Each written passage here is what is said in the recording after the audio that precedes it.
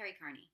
Today I'm going to talk about flirting, which is usually a fun topic, and yet at the same time, when I bring it up with women these days, lately I get more and more pushback, panic, defensiveness, which is really interesting for me. I think in this day and age of dating on the internet, there's a lot of fear, and rightfully so.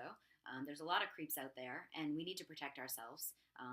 It is our inclination to want to talk to somebody quite a bit, talk to them on the phone, text with them, Google them, Facebook them, find out all this information before we agree to meet in person to make sure that we're not meeting American Psycho, which is, a good plan. And at the same time, we're so busy protecting ourselves, we're so busy thinking about the way that we're going to get our checklist checked off, if this person's going to qualify for us, that we sometimes forget it's a two-way street. We sometimes forget that he also needs to want to call us back. And I see a lot of women of all ages making a mistake where, they're so busy kind of thinking on the date, getting their questions answered, checking things out, vibing what they feel, that it's 45 minutes into the date before someone might say, you know what, I like him. I want to go out with him again. He gets an A. And by then, it's too late. The guy's already checked out because he's bored. He doesn't feel validated. He doesn't feel appreciated. And these are the things men need to feel on a date in order for there to be that elusive chemistry. The number one thing I hear after a date when I say, are you going to call her again? And they say no, is nah, no chemistry. Now, as women, oftentimes we think that means physical. It's, oh, I'm not thin enough. I'm not young enough. I'm not cute enough. Or maybe he must like the Asian girls or girls with long hair or whatever. When I push the men and say, well, what do you mean by chemistry? It's usually not physical. Oftentimes they'll say, no, I mean, she was a cute girl, but, and then truthfully it comes out that it's based on behavior, which is really interesting because behavior is something we can control. And so we want to make sure, what I say to women is treat every date with the optimism that you're going to walk in and he's going to blow your socks off. If I could see into the future and say to you, this date is going to be so fantastic, it's going to be the best date you've ever had, what would you want to be wearing? How would you do your hair? Where would you want the date to happen? If I told you you were going to show up and it was going to be, Ryan Gosling or George Clooney, depending on your age bracket, would you want to go on a hike for the first date? Or would you want to put on your banging little black dress and go get your makeup done and look like $1 million? And I think, unfortunately, because so often now, especially with dating on the internet, we're dating with such more volume that women kind of feel like, I'll put some effort in on the second date once he earns it. And by then it's too late. So you want to try to find a way to split the difference. You can't possibly spend 4 hours getting ready for every day you go on, but you also don't want to throw away.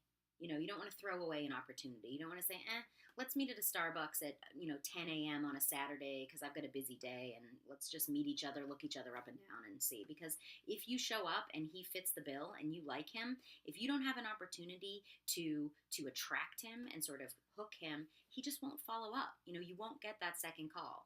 I mean, 10%, there's always an exception to the rule, but generally speaking. So, I talk about flirting and some subtle flirting techniques because sometimes when I say flirting, women picture like they need to suddenly turn into Mae West and like sit on someone's lap. And, no, I don't think you need to dumb it down. You don't need to bat your eyelashes. You don't need to be hypersexual at all. Flirting is not an invitation for sex. And if a guy construes it that way, well, he's an idiot and you shouldn't go out with him again. No man should take warmth, femininity, and interest as a green light for coming home with you. And again, if you get pushed in that direction, well, then he was a jerk to begin with. But at the same time, you can't conduct your dates like job interviews until either, almost at the end of the first one or the third one or fourth one, you finally say, okay, I'm ready to be a woman in front of this man now. It's too late. So, some little things you can do in addition to making sure that you look and feel your best, because when you feel pretty, you carry yourself with a lot more femininity and flirtation.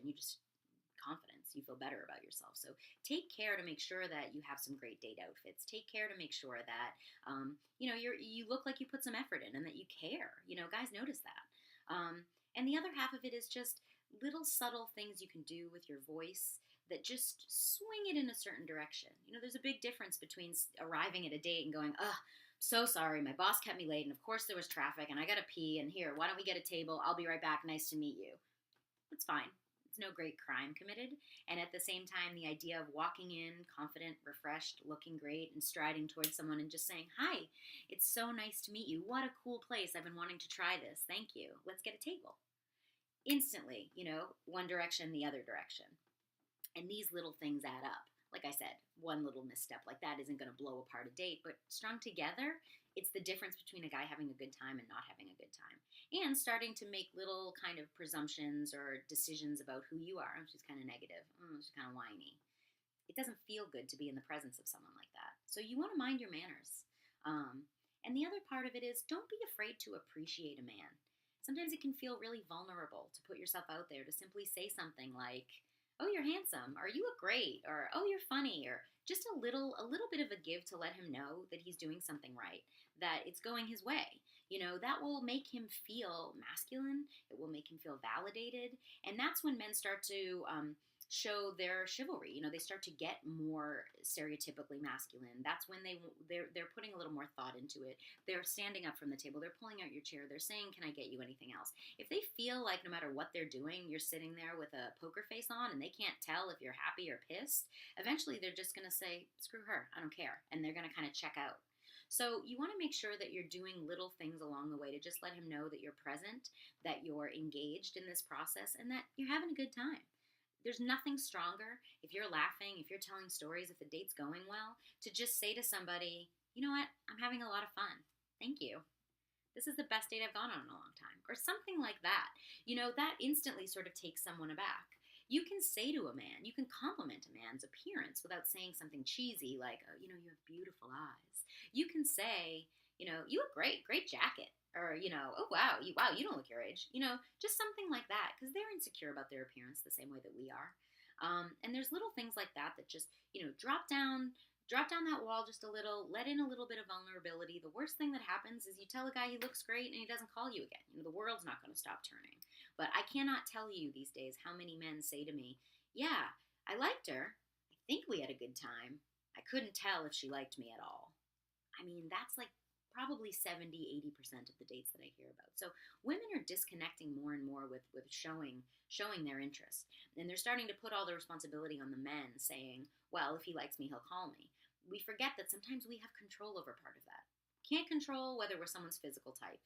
We can't control if there's going to be compatibility, but we can control the way they feel when they're in our presence. That's absolutely a power that we have. So make the most of the stuff you can control. Take as much power as you can get, because we are powerless in a lot of realms of dating.